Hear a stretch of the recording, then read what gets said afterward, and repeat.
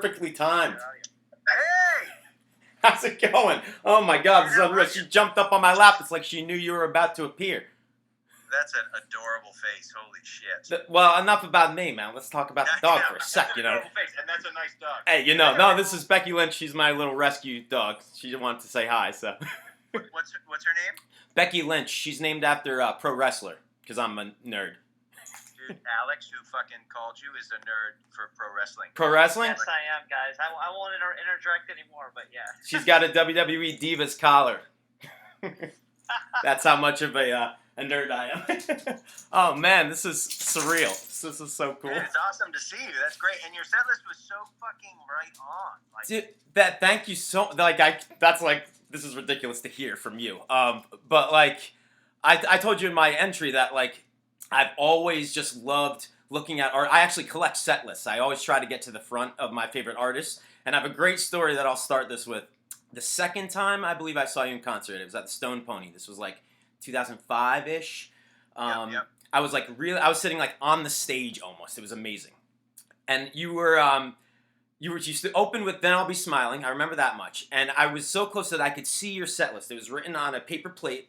And I could see New Coats and New Hats was on it. And I was so fucking fired up because that's one of my favorite songs ever. And this girl in the front row, like a little bit to my left, started like getting your attention. I guess it was her birthday. And she chose to like switch that song or something. Like you gave her the option. New Coats was kind of like the song you were maybe going to play. And then you switched it out for her because it was her birthday. So I was a little upset. And then we got to the end of the concert, right? And I'm trying to get the set list. And you gave it to her because it was her birthday. But I totally understood. No, I understood. And this is coming so full circle now that how can I complain now? Are you kidding me? Yeah, her set list probably sucked. It was drenched with those old ones, though, So, like, looking back as being, like, a lifelong fan, it's so crazy to look back on your concerts back then. And now the set list has just changed and your discography is just so deep now. It's wild. Like, it was fun because sometimes people put really obviously crazy shit on the which I back. I have a song called More Than This. There was like a surprising number of More Than Thises that were like people wanted to hear. Interesting. but your set had like Aaron and I were just going through it, and it was like it was so obvious that like, oh, that one's boring, that one's traditional, that's fucking way out there, and then yours was like, oh, that's a nice combo of everything. And then in your encore got a little. I'm not going to be able to provide all of that experience. That's okay. You said throw the wild ones in the encore, so I was like, I'll fucking throw them on there. But I was excited that you were practicing Sooner Surrender, so I don't know if that's coming in the encore or what. But I practiced something that we'll see if I can pull it off. Interesting. I'm sure you did. I've never seen you not pull off something, and I've seen you. This will be 14 times, man. It's wild, and every time I see you, it just gets better and better, and you've inspired me to do. I'm a musical theater actor, but I do like the acoustic thing on the side. But you inspired me to play guitar, period. Like one of the first songs I ever learned was Curve of the Earth. I owned a 12-string guitar before I could even play a 6-string because you had one. I don't know why I bought it, man, but it was too big for me and shit. But, I heard you playing on a 12-string, so I was like, I have to own a 12-string. You've inspired me to do everything I've done in life pretty much, man. Dude, so you're the best. And you know that the 12-string was inspired for me by fucking Brett Michaels, so we're just passing it on. Sure.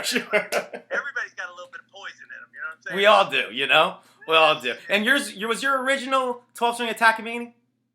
No. My original one was my original that no one ever saw, which was the first acoustic I ever owned, was a Yamaha ripoff called an Eterna. And then Magical. I bought a Taylor my freshman year in college. That was the first real guitar I owned. So cool. I never owned a 6-string until after I owned a 12. So my main guitar all the time was a 12-string. That's fucking nuts, man. Wait, so what's going on? How have you been on lockdown? Have you been working? Like, what's been going on with you? I was in the middle of starting a gig down in Florida when this whole thing started in March. I had just flown down there, so that got cut short, and I traveled back up to Jersey, and I've been up here pretty much since, with the exception of a couple of trips. But I'm sure you understand our business is like on a standstill. So it's I've been doing the Instacart lifestyle to get me by and stuff. But who knows when theaters are going to be open again? It's pretty crazy. I feel like theaters and us, we're in the exact same boat. Same boat. It's like nobody.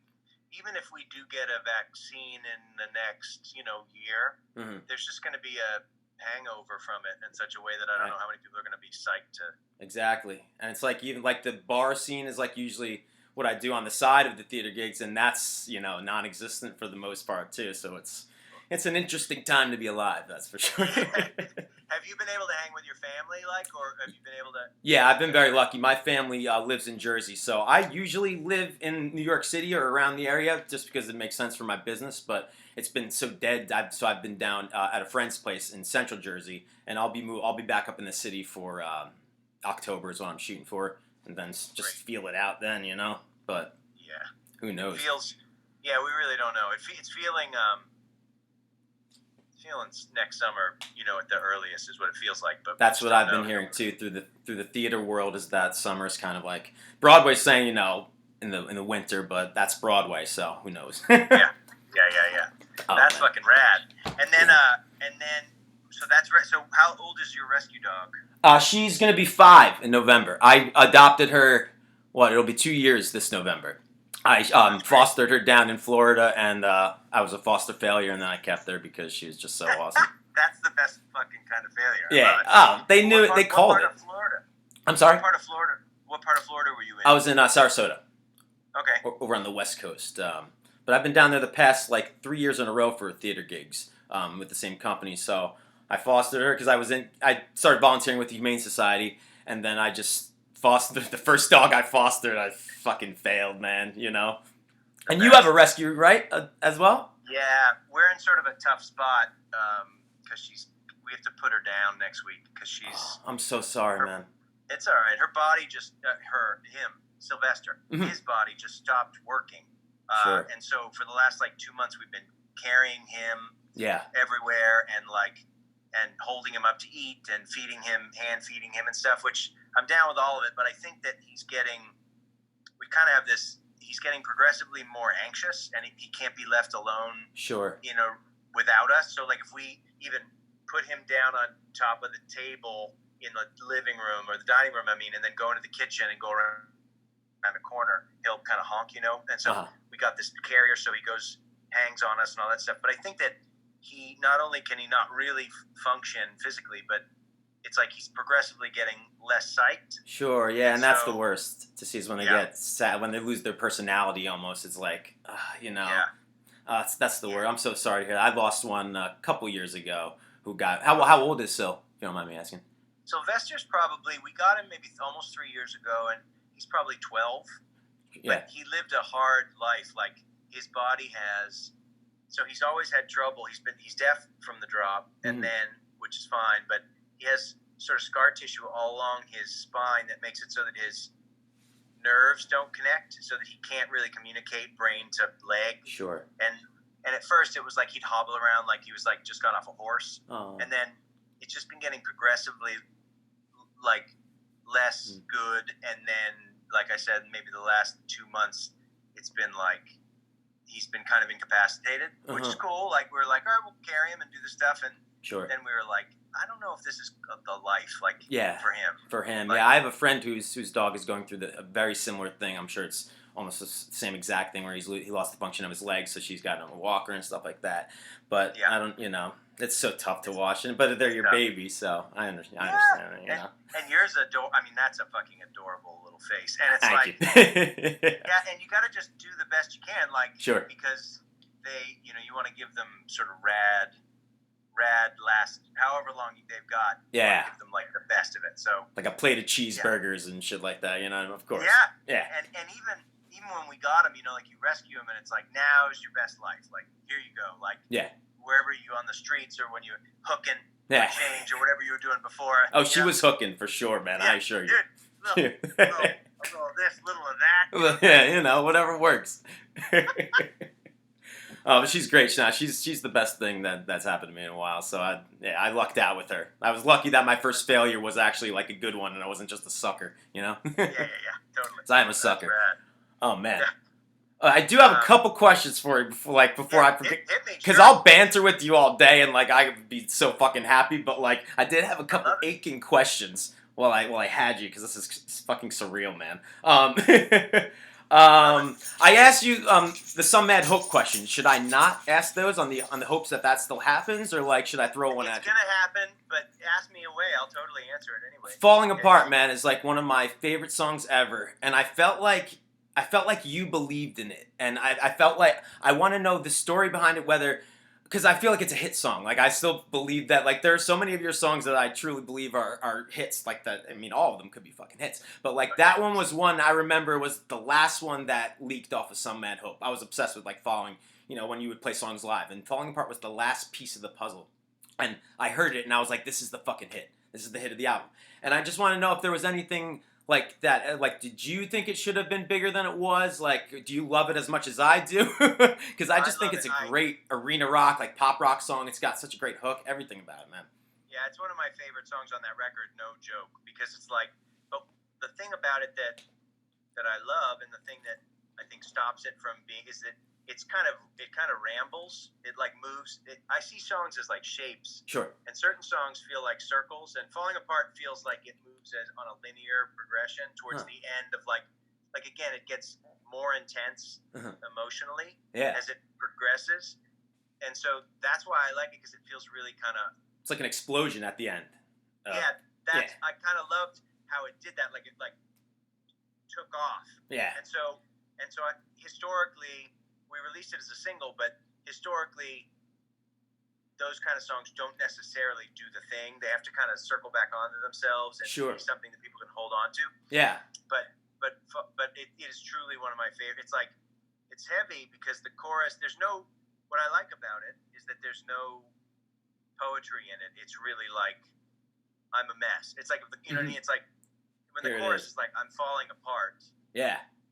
It's kind of as open as you can be. It's just because I always think of that song because I tend to not like songs with choruses, but this is like the one exception because it goes past that. It doesn't just give me whoa. The stuff in between matters, and it all obviously it's a killer hook regardless of just melodically speaking. But super nice, Jesus. But it's Mark Weinberg reminded me the other day that it's two choruses that we yoked together. So the original chorus was. The woes I put on after. Like I felt like the chorus was incomplete, so I sort of like thread two choruses together, which I'd forgotten. Interesting. That's fascinating. I'm a sucker for woes, and I'm a sucker for like "Missing You" by John Waite. Oh yeah, of course. I ain't like to be able to sing like I ain't missing you at all. Like there's no shroud. It's like you can feel it, and he's even got a little bit more nuance to it because he's actually missing her, so he's saying it in a way that's like he's pretending he doesn't miss her. Falling Apart is like I'm a mess, and so I dig it. I'm psyched you dig it. That's great. Oh man, it's one of my that and Room at the End of the World are kind of, and they almost kind of are mirror pieces for me on each album. They're kind of the driving, like I don't know, like that to me they're the same. Not the same. They're not even close in structure, but like. They're two of my favorite songs. You know, maybe it speaks something about what I like in music, but those two are my top two. You and I share that. Love it. I love it. Let me see. I got just a couple more B-sides. Are we getting the B-side I asked for? Or is that not the Can't Get to What You Need? Because that was the only album I ever got like B-sides of. Like I have that demo and Stay. I don't know how I got it, man, from like a message board years ago, and the Come On Get Higher version 1.0 with the piano. Holy shit! But like, they were, and it was interesting because you played those two, Stay and Can't Get to What You Need, like regularly. So I was kind of surprised. Was it just like a timeline thing that they didn't make the cut? Do you still believe in those songs in any way, or is it kind of like you put them to bed? I felt like they had moments of really coolness to them, but that they didn't necessarily. I Can't Get to What You Need, for example, to me doesn't sustain itself through the whole song. Like, interesting. It works, but either in the production or in the arrangement, it sort of loses steam by the end. For me, it feels a little bit monotonous. Cool. And then Stay felt a little bit undercooked and a little bit like post-punk, and I love both those things, but that's why they kind of they just felt like they fell slightly below the other songs. Like, to me, Heartbreak World is kind of like I Can't Get to What You Need. There's a U2 song called on How to Dismantle an Atomic Bomb, I think, that's like that is kind of mirrors "I Can't Get You What You Need," and it's not my favorite U2 song, but I do love the lyrics. Like, I wanted to save both of those songs because the lyrics really worked for me. Yeah, some great And lyrics so, in those. Yeah, but they just didn't get salvaged. Gotcha. In that way. Yeah. Understandable. I just love B-sides, and there's not many of yours out there, so those are kind of like the interesting stories for me. Yeah, that's dope. I love it. Yeah, I'm a sucker. And I'll do one more question if that's cool with Alex. I know we're running at the end of time. Have you ever thought about doing a musical as purely selfish reasons? I know it's tough because like it's kind of being more accepted, like Sarah Bareilles and all that shit, but like. Your stuff is so good lyrically that I don't know if writing new stuff or like taking your old stuff. I just always thought your stuff would lend itself very well to the stage because of the acting moments that are just naturally given in your lyrics. That's fucking awesome. I've never thought of it only because I feel quite like there's like a lane that people should stay in.